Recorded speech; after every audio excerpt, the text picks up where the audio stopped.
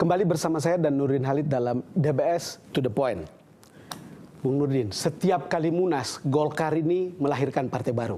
Sejak tahun 99, 2004, 2009, dan sekarang ada 2 Golkar. Taruhlah belum akan kita tahu seperti apa akhirnya, karena ini sekarang sedang berjalan. Ini kan cerita tentang kemungkinan untuk islah, tentang kemungkinan untuk bisa reconcile. Jadi Golkar itu produktif, dinamis. Produktif dan dinamis. Begitu banyak kader. Betul. Sebetulnya hampir semua partai itu ada kader Golkar. Betul. Itu. Dulu Pak Cahyokumolo itu kader Golkar. Setuju. Iya kan? Nah, jadi kalau ada Munas, pemenang realnya adalah Golkar yang ada di mana-mana. Di mana-mana. Kalau Munas Golkar kemudian ada tidak puas melahirkan partai baru, itu sah-sah saja. Dan yang senangnya kita karena produktif. Misalnya Pak Wiranto gitu ya, mendirikan partai itu. Nah, Hanura eksis.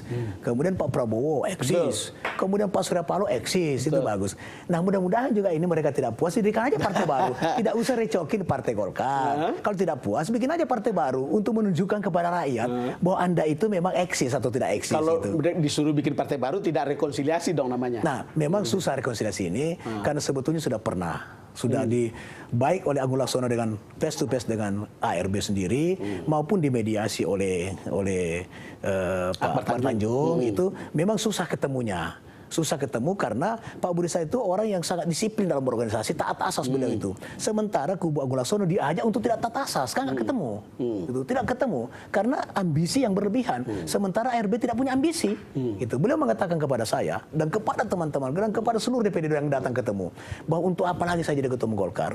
Umur saya sudah 68 tahun, tidak mungkin saya calon presiden lagi. Itu.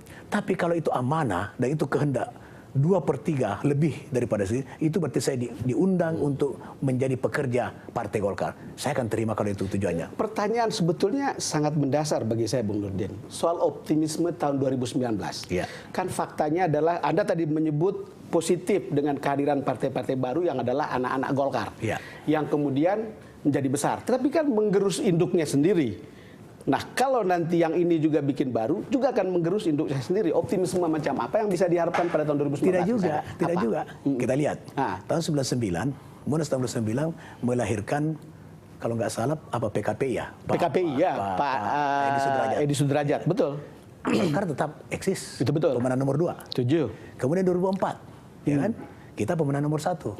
Juga melahirkan Wiranto. Betul. Gitu. 2009 memang turun, tapi kita tetap nomor 2. Benar. Kemudian melahirkan Pak Prabowo. Betul. Waktu itu ada 2 sekaligus Pak Prabowo, ya kan? Kemudian 2014 kita tidak turun. Jadi menggerusi tidak. Tapi kemudian mengurangi daya juang Partai Golkar untuk menjadi terus pemenang nomor 1, iya, betul itu. Itu fakta. Tetapi menggerus dalam pengertian menghancurkan Partai Golkar, no. Pertanyaan terakhir. Iya. DPP Golkar itu sekarang kan sudah diduduki oleh Pak Yoris atau Golkar versi Ancol. Menurut Bapak, saya mau tanya ini ceritanya. Itu akan seperti apa masa depan DPP di Selipi? Sangat disayangkan. Kenapa? Di tengah-tengah kita membangun prosesi negara hukum, kemudian prosesi negara demokrasi, tapi kita masih mau mentolerir premanisme politik, ya, yang memaksakan kehendak dilakukan dengan cara-cara kekerasan. Ini kita mempertontonkan sesuatu kepada rakyat yang sangat tidak sehat. Oleh karena itu, kita tetap pada persukum.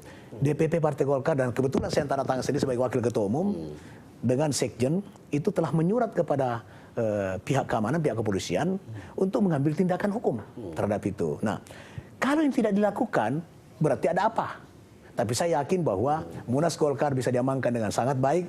Kantor DPP ini sangat kecil. Tapi kalau ini dibiarkan, ini ada substansi yang harus ada harga diri di sini, Pak Don. Itu.